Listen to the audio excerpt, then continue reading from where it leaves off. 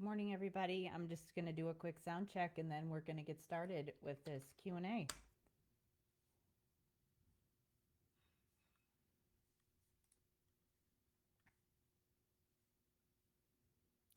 just give me 1 second here.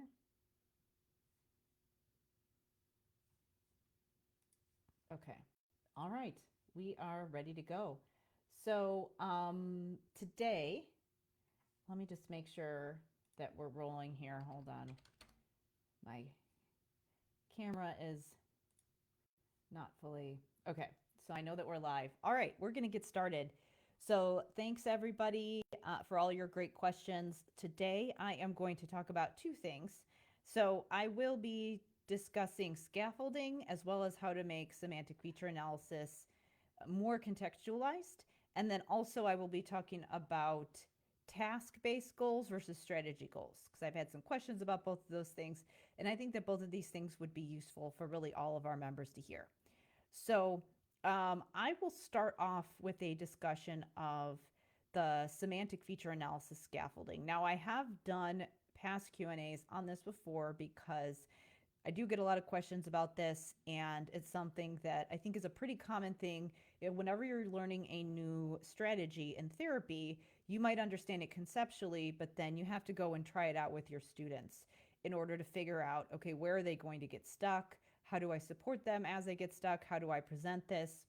And one of the ways that I like to support people is giving the framework, allowing them to go practice, and then coming back and letting me know what their specific questions are. I have had people say, people would love it if you would just tell them step by step exactly what to do for their entire therapy session, which I can give you a step-by-step guide in how to do a strategy, but what I can't necessarily do is tell you exactly how your students are going to respond. Now, I do know some common things that come up just having done this for a long time, but I can't exactly predict what's going to happen in your therapy session, so there does need to be some wiggle room.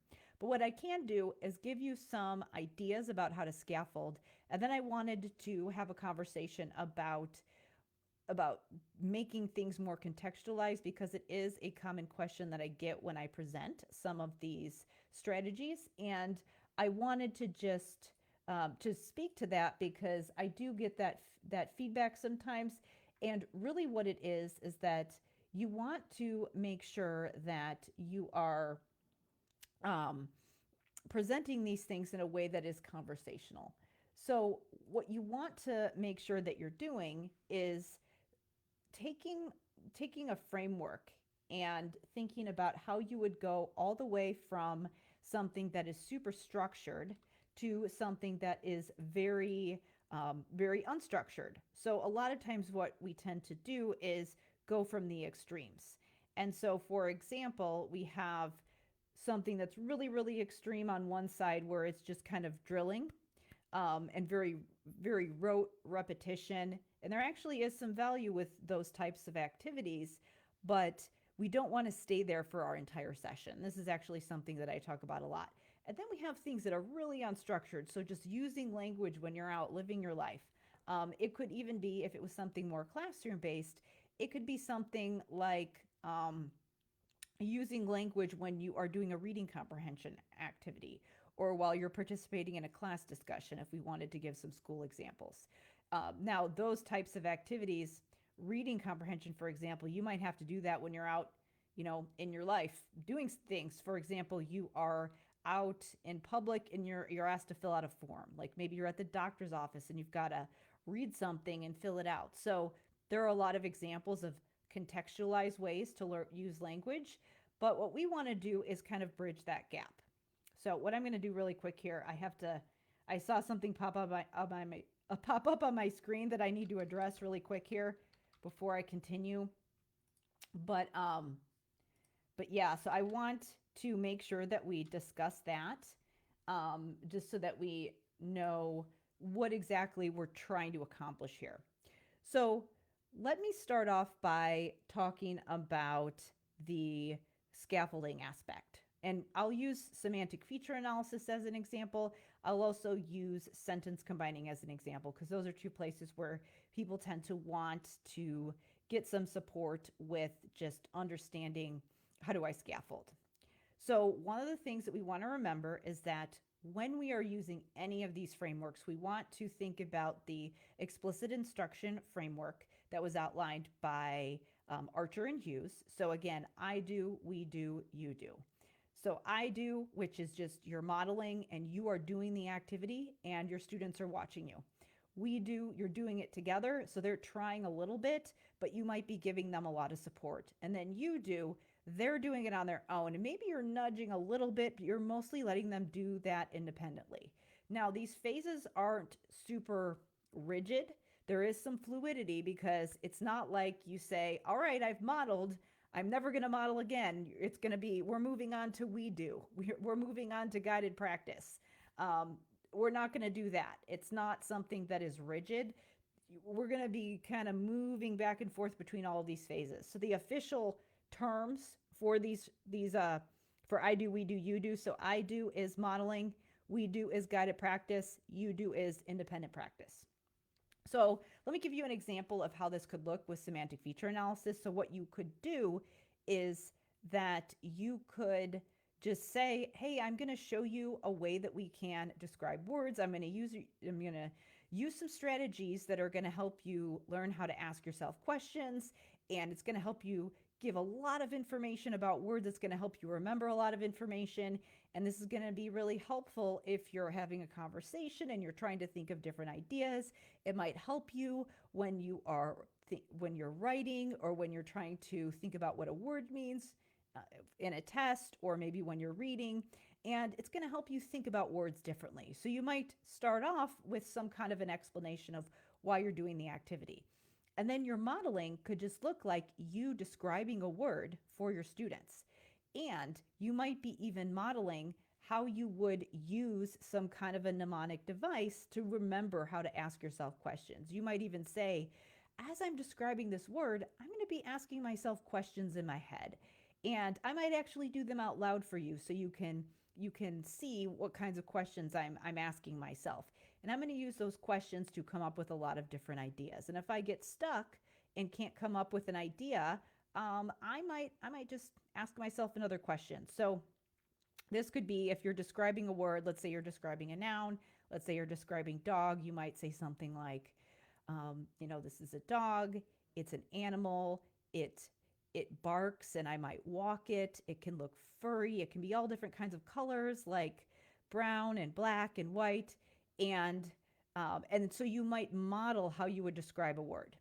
And then you might say, while I was describing that word, I was asking myself questions in my head. And then you could go back and describe it again and say, okay, this is what was going on in my head when I was describing a dog for you. And then you could go through again. You might say, what group is it? Oh, well, it's a kind of animal. What does it do? Well, it walks. And so you would just go through like that in your modeling phase and show your students just how it looks when you're just describing a word without doing the questions out loud. And then you might go back again and say, this is what I was doing in my head as I was explaining that word. And so you could go through that a couple times. Again, what I generally recommend is do this process with words that are very concrete and words that you know that your students know, because there's a couple things going on here when your students can't think of ideas. It could be that they just legitimately don't know the answer, or it could be that they know the answer and they don't know how to show you what they know.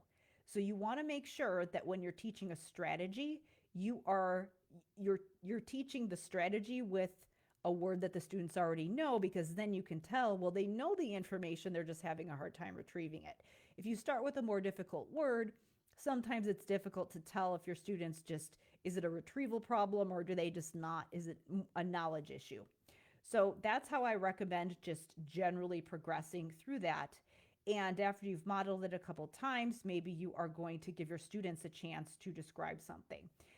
So one thing that is a good scaffolding strategy that people don't think of, that actually makes things, can kind of help facilitate the process, is that if you are describing a word, you think to yourself, well, I just described this for the students, I told them the answer. But actually that process of them listening and then having to remember what you said and then having to retrieve those answers that you just said is actually a difficult skill. So what you could do as a part of scaffolding and making this gradually harder is that you could practice this strategy of describing words with the same word. So they saw you describe the word and then they describe it immediately after you. So that's actually a scaffolding technique, because if you model for them one word, like let's say you model how to describe dog, and then you want them to describe cat, well, that's actually more difficult than just having them describe dog. So the process of them listening and having to repeat you is actually going to help build some of those connections with the strategy. So it's going to be a little more difficult for them if you model one word and then have them describe another. A way that you could ease them into it, if you notice that they're struggling, is you do it and then you have them do it with the same thing you just did, the same thing that you just asked them to do. The more novel you make it and the more different it is, the harder. So working up a hierarchy is a form of scaffolding. So when we think about how do we make things more or less difficult and work up a hierarchy, there are a couple different ways we can do it. One, we could make the task gradually go from easier to harder, or we could give them a more difficult task and then just provide more prompting and support and assistance, and then fade that assistance. So those are really those core ways that we want to think about scaffolding. Is, are we making the task gradually harder and gradually giving them more, or are we giving them the whole task and asking them to complete the whole thing and just fading the support that we're giving them? So those are two bigger principles that we want to think about when we're doing scaffolding. Some other ideas regarding how you might support during semantic study is that, let's say that you've modeled and you're at the point where you want to have students just like you're at the point where you want them to do we do. So you want them to start doing this on their own, and maybe you've modeled and you want to get them to the point that they're in guided practice where they're doing it, giving them a little bit of support. So what we want to do there is, there's a couple things. So one, I would just give them the opportunity to see what they can give you. Don't jump in and give them that support right away. Make sure that you're using pauses. And this is just one thing that you can do in a lot of places, just kind of across the board, is make sure that you're giving that wait time and those pauses, because a lot of times your students might be thinking, and if you jump in and prompt too soon, maybe they were actually going to come up with the answer if you would have given them some more time. So let's say that they're describing a word and they're getting stuck on category. So what you could do there, again, is you give them the pause, and then there are a couple things that you can do in order to help them move on to the next stage, to describe category and then move on to something like describing the function. So what you might say is, again, they're describing the word and they're not able to come up with the answer. Some options you have there after you've paused and you're pretty sure that they're not going to come up with it on their own are, you might start the sentence for them. So you might say, it's a kind of, and then they can fill in the blank there. Or, and that's a little bit more of a direct, what you could also do is say something like, where can you go to look for this information? Or you might say, what question might you ask yourself? Or you might just say, what group does it belong? Or like start the question for them, but kind of direct their attention to wherever the information is that is going to help them retrieve that question. You might say what and start the question, but not ask the full question. You want to get away from just asking them the questions on their own, or asking them the questions and having them be reliant on you to ask the questions. What we want to do is kind of guide them to what questions can you ask yourself, and have some kind of a tool in the room where you can say, hey, look over here. And maybe this is some kind of a visual device. Maybe you're using some kind of visuals that are symbols that go with the different questions. One example of this is the expanding expression tool where there's green group. Well, that reminds you to ask yourself the question, what group does it go in? So maybe you have some of those things. So yes, there might be times when you might just have to ask them the question, but that's kind of a last resort. You always want to see if you can get themselves to be able to look around the room and think about it and ask themselves the question.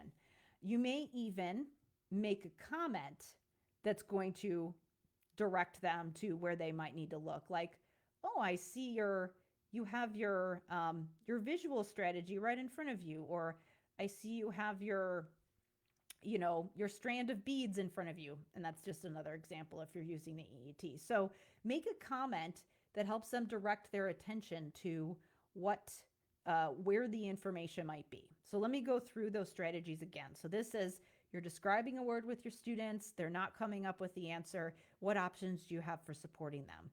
So those things that I just said would be always pausing to make sure that they are giving you, like you're giving them the chance to actually figure it out. You may start the sentence for them. You may start the question for them. You may ask a more indirect, reflective question about where they might be able to go for information, like what question could you ask yourself? Where could you go to figure this out? Where could you look to figure it out? You might say, make a comment that's just more of a just general comment, not even a direct question, like, oh, I see that your tool is right on the table, just to direct them towards where they can look. So those are some strategies we have now. One thing that is more of a direct way, and this is a more intensive scaffold, would be that you say, it's a kind of animal. And then you back up and say, all right, your turn, and have them repeat it. So remember that repetition and having students practice saying those answers is actually a form of scaffolding and a form of allowing them to practice. But again, we always want to give that wait time and use a less intensive prompt when at all possible, because that's going to help them to actually think through this on their own. You want to allow them to do as much of the thinking on their own as possible, because you don't want them to get into this habit of knowing that you're going to just ask them the questions, and because ultimately what you want to do is get them in the habit of asking themselves the question. That's the whole purpose of semantic feature analysis. One other thing that I wanted to mention on the topic of contextualized versus decontextualized is that doing something that is kind of a drill-based activity has a place in therapy, as long as that's not all we're doing. It can't be the only tool in your toolbox, but it is a form of scaffolding. And it's a form of scaffolding because it can be cognitive priming. So for example, let's say that you have a student who is really struggling with categories, and you know that they're always going to get stuck on that part, but if you can get them past it, they're going to be able to come up with more on their own for the other types of attributes that you might be describing. What you can do is just at the very beginning of your session or right before you are describing the word, is you can just do kind of a drill, like let me just give you some words and let's practice naming the category just for a couple minutes, just to prime them and remind them and give them some practice of thinking categorically. That can be, even though it's very decontextualized, when you pair that with something that is more descriptive and requires a little more back and forth interaction, it can actually kind of prime their brain to get ready to remember that piece of information that they tend to struggle with or tend to forget. So that's where that can be useful. Again, those drill-based activities, it's kind of like how when you are, like if you've ever gone to like a professional like basketball game, you see the players dribbling and doing their drills beforehand, and then they're eventually going to go and play the game. They're not going to only do those drills, but those drills help them to remember the movement patterns and get that muscle memory. So cognitive priming works the same way. It's kind of like a warm-up for your brain. So that's where you can start to pull in some of those more drill-based activities.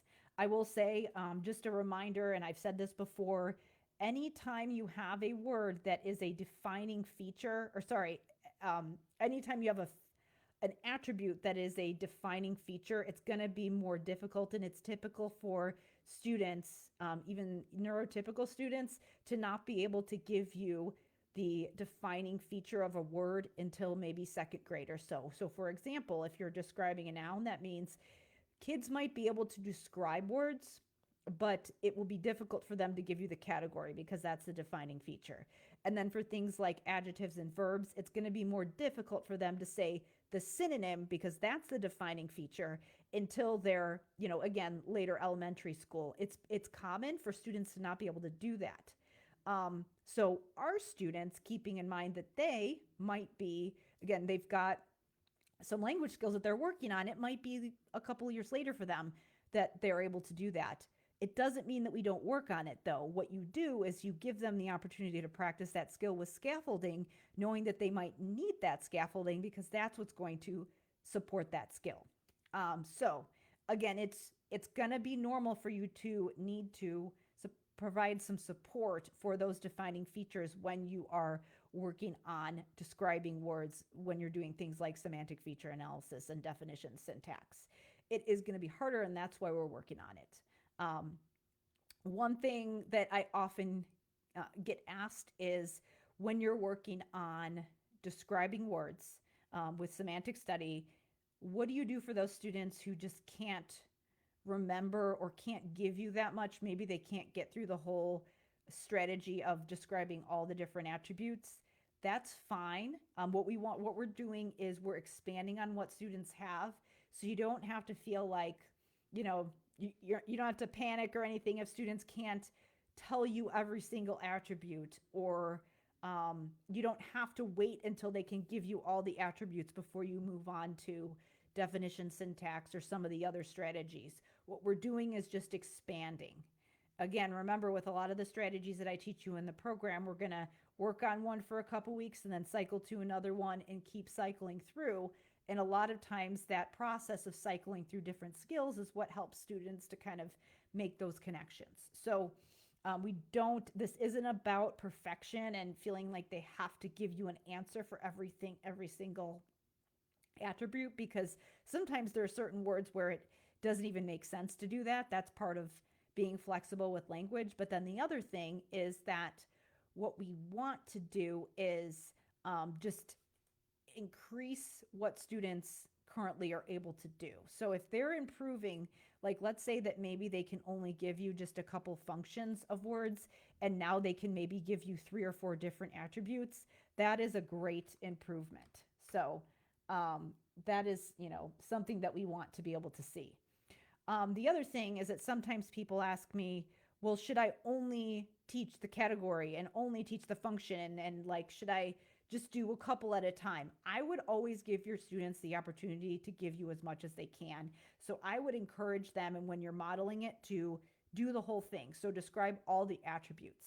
Now, if they don't give you everything, that's okay. If they require scaffolding to give additional attributes, that's fine. So let's say that you're on category and they've given you the category and they're like, it's a dog, it's an animal, it barks. And by the time you get to describing associations, they've kind of like puttered out, or they're not able to do it. You can use some of those scaffolding techniques to encourage them to keep going and stick with it. But you don't have to feel like, there's not a rigid hierarchy for how you teach all of those different semantic features. Now, if you're familiar with the language processing hierarchy that was published by the authors that published the language processing test, it is definitely true that some attributes are more difficult than others. So that's going to give you an idea of which attributes might be easier for students and what areas they might need additional scaffolding. So for example, they might need more scaffolding in category than they need for associations, for example. And so when you're doing those priming activities, that gives you an idea of, if I'm going to do a quick priming activity and focus on just one of these types of attributes, it's going to give you an idea of where you might need to do those priming activities a little bit more, but you don't have to teach them in a in a rigid form where we've got to do associations first before we can do function and category, for example. It's just information about how difficult those skills are. So that kind of brings me to the conversation about making things more contextualized. So I wanted to pause there and just kind of recap what I've talked about so far, because these are questions that I get a lot, and I know that I've covered a lot so far. So just an overview, some common things that you can be thinking about as you're doing semantic feature study and definition syntax is that you're using the explicit instruction framework. You are using different types of scaffolding, including pausing and including encouraging students to be able to ask themselves the questions.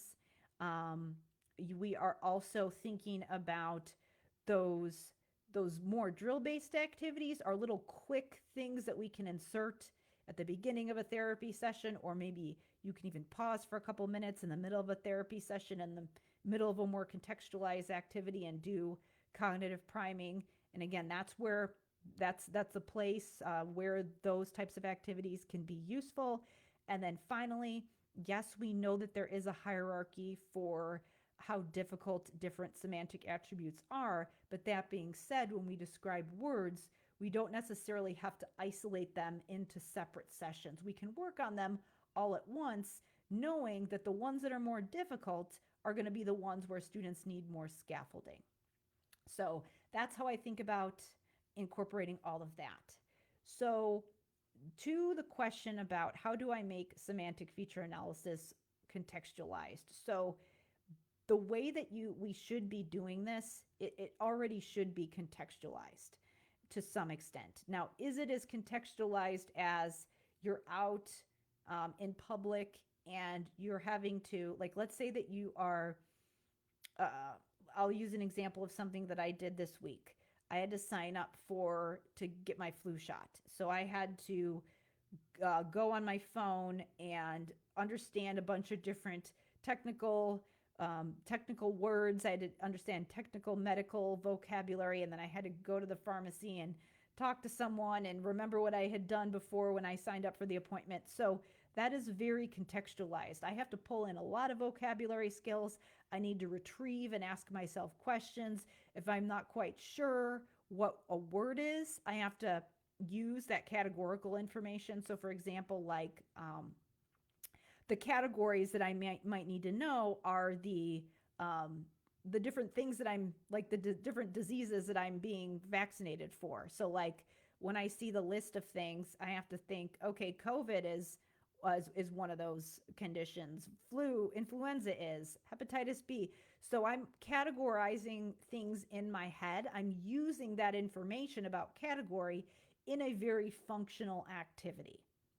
Now go to the other extreme. Something really decontextualized is that I might be sitting and doing a cognitive priming exercise with my students on category, and there's two different ways we can do it. We can say, tell me as many diseases as you can think of. So they're thinking categorically, all right, I'm thinking about this one specific category and I'm going to name as many things as I possibly can. Or I could do it the other way around and I could say, here are some words, tell me the category.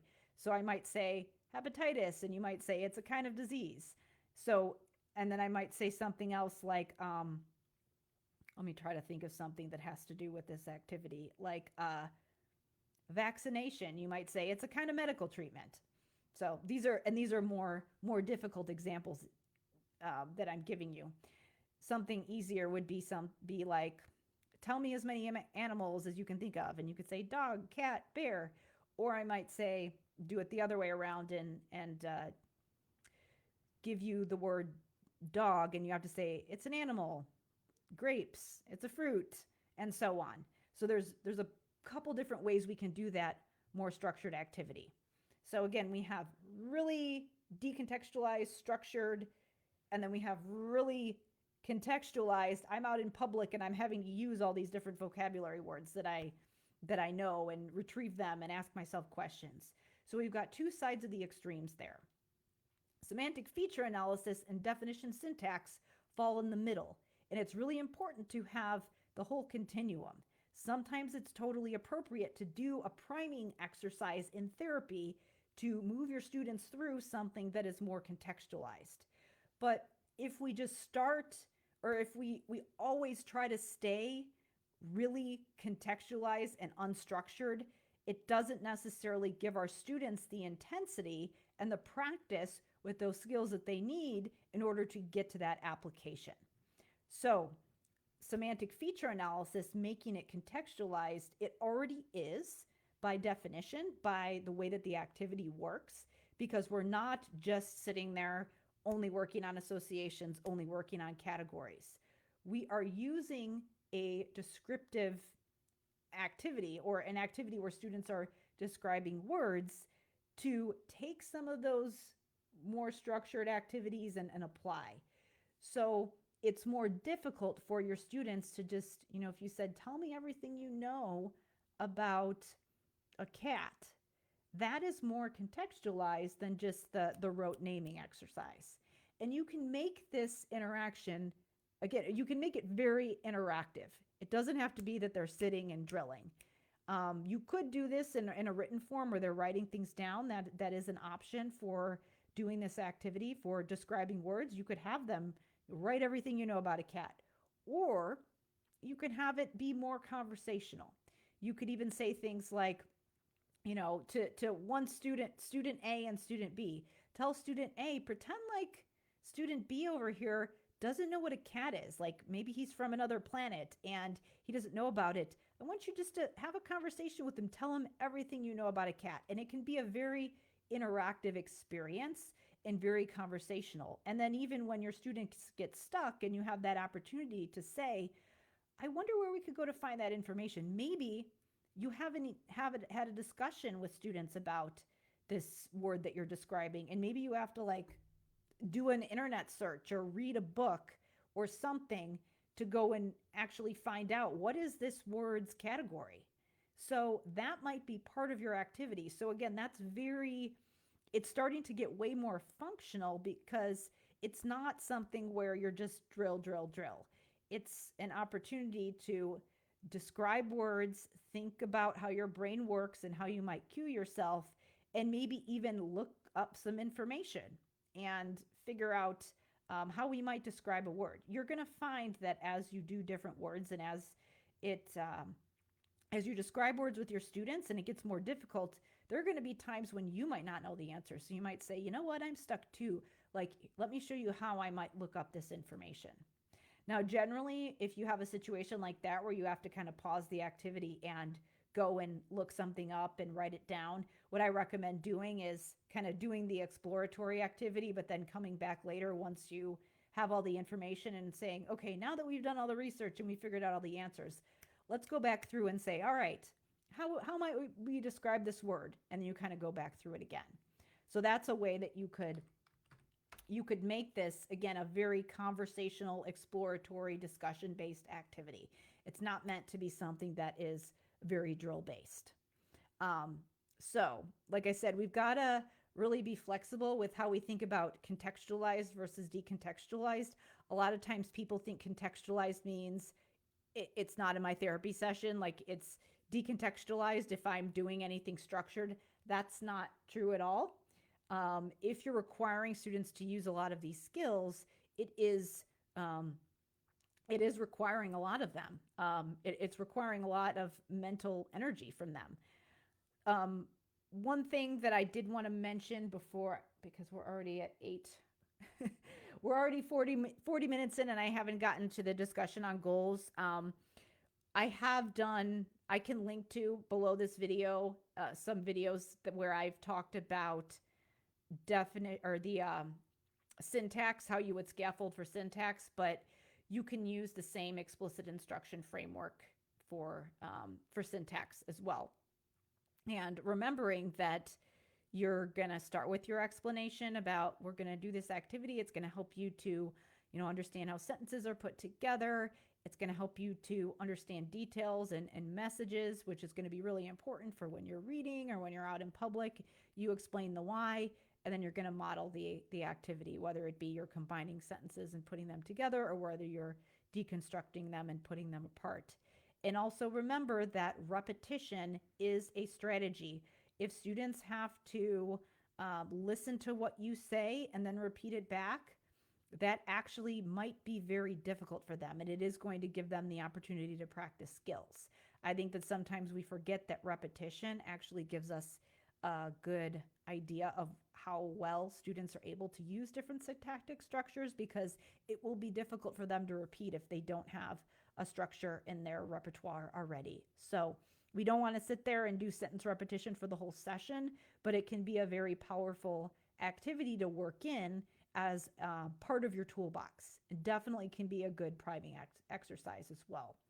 So again, doing those more structured activities can actually be really challenging for our students, and we want to make sure that they flex those cognitive muscles in our therapy sessions to make sure that we're building that foundation so that they can actually apply to those other situations. Because thinking about what I just said regarding, having to sign up for a vaccine, there's probably a lot of complex syntax in the form that I had to fill out.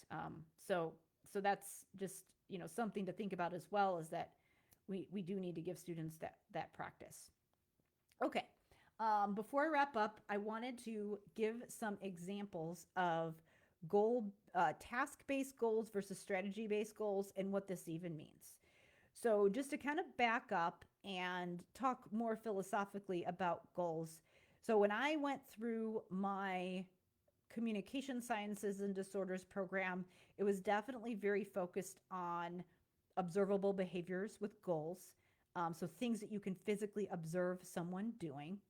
And then when I got into my special ed doctoral program, that's when the emphasis was really on SMART goals. So specific, measurable, achievable, relevant, timely. So I think you can use that SMART format when you're using strategy-based or task-based goals. But I have changed the way that I explain this when I am thinking about executive functioning, not to throw the baby out with the bathwater and completely dismiss any explanations that I would have given before that are focused more on the external behaviors. We still do need to track external behaviors, but we don't want to only track external behaviors. So let me give you a couple examples. I will start with semantics and syntax, and then I'll give you some other examples of more macro level language goals, and then some strategy goals that are really more focused on internal behaviors and internal processes and executive functioning.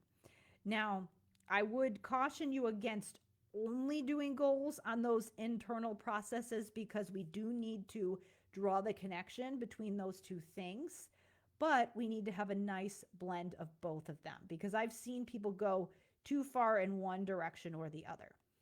So when we're thinking about things that are observable, I have really kind of gotten on my soapbox in the past and said, if you can't see someone doing it, you can't measure it. So for example, if somebody says student will comprehend, well, how do you know they're comprehending? What physical observable thing do you want to see them doing to show their comprehension? So for example, if you are working on syntax and you want to know if a student can comprehend difficult sentence types, your goal might be student will answer questions about details in sentences with complex syntax. So for example, how that would look and how you would measure it is that you might have a sentence that has that is a complex sentence, has subordinate conjunction in it with multiple, at least two or more clauses, and you might say the sentence and then ask your student a question about it. So that is an example of a very observable goal that can help you assess comprehension of syntax. Another example would be you could have a goal for sentence repetition. That might be okay depending on where your students are. You might also have a goal for the student will say or the student will write sentences with, complex, or let me rephrase that. Student will say or write complex sentences.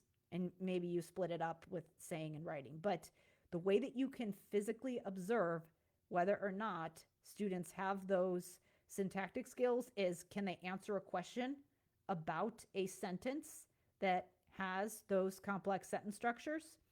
And can they say the sentence? Can they produce it? Can they repeat a sentence that you said with those structures in it? And can they write sentences with those structures in it? So those are your 4 observable things: is answering questions, repeating, saying, writing. So those are examples for syntax. Now, do you also want to have some goals that are more macro level to show whether or not your students can kind of put it all together and get the gist? Maybe you have some goals about stating the main idea and stating details, answering inferencing questions. Yes, if your students are struggling with complex syntax, it's going to be hard for them to do all of those things, for them to inference, for them to state the main idea. But it doesn't necessarily pinpoint, because there could be other reasons why your students are struggling to get the main idea. Could be more of an executive functioning, just attention to detail kind of a thing. It could also be that maybe there's some additional vocabulary issues. So syntax can impact those higher level goals. So it is important to have those goals. But if you want to really hone in on syntax, it is beneficial for your students to have those specific goals that do pinpoint syntax. Now, if you're just starting this framework and you have a bunch of students with stating the main idea and WH question goals and they're broader, you can certainly start working on syntax right now. It's going to impact those goals. You're still targeting those goals. But then when you update their IEP, you probably want to think about making those goals more specific. You don't have to like rework every single IEP you have on your caseload necessarily, but this is just something to think of when you start using this framework and when you start updating some of those treatment plans or IEPs.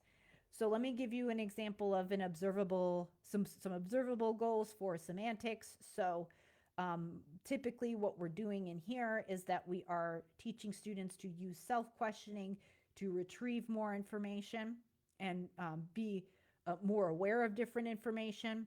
So for example, if we're teaching students to describe words based on category, and they're going to be more aware that category is a thing. So when they encounter words, they're going to be paying more attention to that information. That's what we want them to be doing internally. But what we want to see externally, so that we have some indication about how to track this in therapy, is that we would want to have them do, the goal could be something like student will describe and define a word using 3 to 4 attributes. And then the way that you could make that goal more specific is that if you do know that they need more emphasis on category, for example, or one of the other features, you might specifically say, including the category. You might have a little, something in parentheses in your goal that specifies that that is one of the attributes that you want to see. Student will define and describe words using multiple attributes, including the category. So that's an example of how you could make that goal more specific. But again, the basic observable behavior that we want to see is define, describe words using however number of attributes. I recommend starting with, if you've got a student who's really struggling, you might start with 2, but generally speaking, I recommend that you start by having the goal be 3 to 4 attributes. How you would make this more specific for definition syntax is you might say students will give definitions of words with the defining feature present. So students will give descriptions of nouns, verbs, and adjectives, including the defining features. So this could mean that if you are doing this for a verb, it means that they have to have the synonym in order for it to be considered correct. For a noun, it would be that the category has to be present. And then for adjectives as well, it would be the synonyms. So, and again, there's ways that you could break that goal down and like maybe have one goal for nouns, one goal for verbs, just because those skills are a little bit different.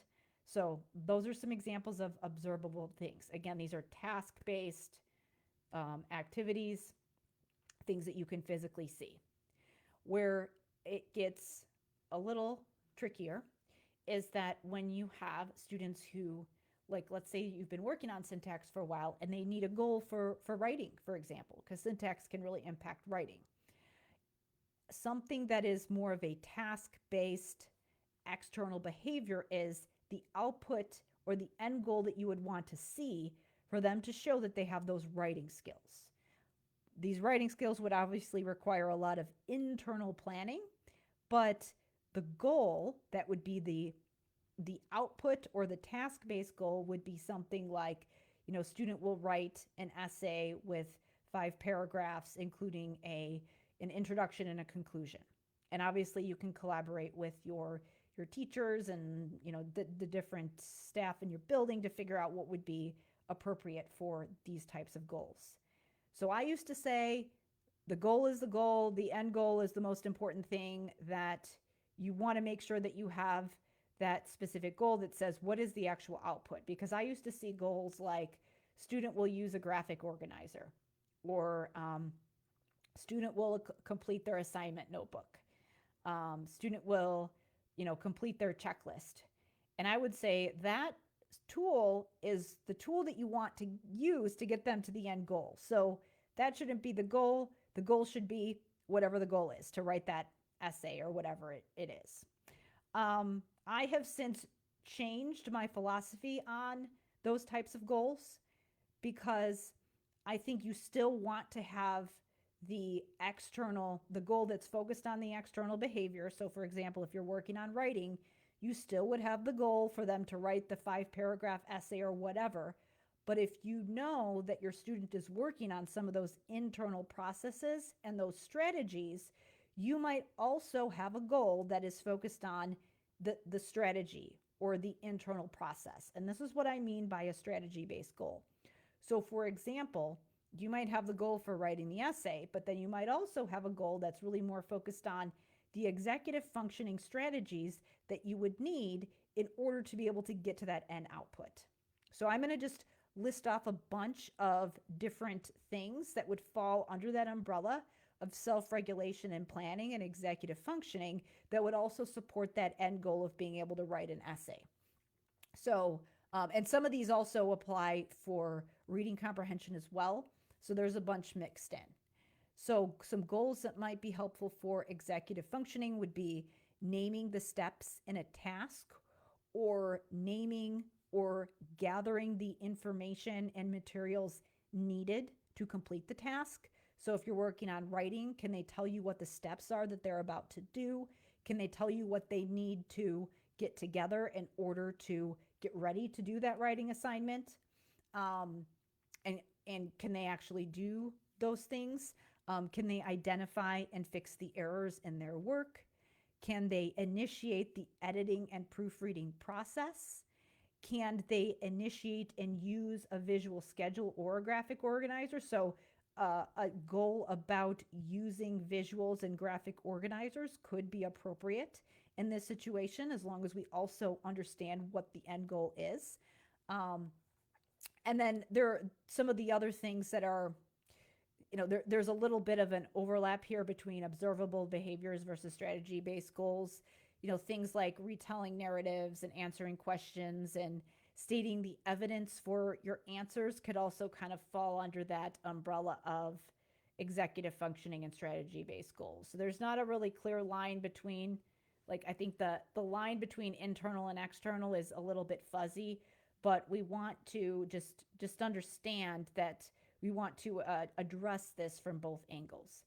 Now, when we're thinking about a vocabulary, for example, one way that you could potentially use a strategy-based goal for semantic feature analysis is you may have a goal for student will use self-questioning to retrieve information while describing words.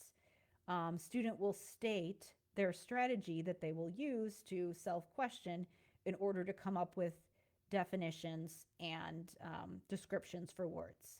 So you could, in theory, have a goal like that. That would be an example of a strategy-based goal. I don't have that goal outlined in my goal bank for Language Therapy Advanced Foundations. I just focus on the observation of the strategy. So can students actually describe and define words with those attributes? And this is, assuming that they're using those strategies correctly, or that they're using strategies, period. But it could be appropriate for you to use a strategy-based goal there if you really think your students need to emphasize it. So that's what I mean by task-based goals versus strategy-based goals. And those types of things, those types of goals, thinking about what is our end outcome and what are the behaviors that we're actually working on, can also help you with understanding scaffolding, which was really what I talked about the first part of this Q&A session.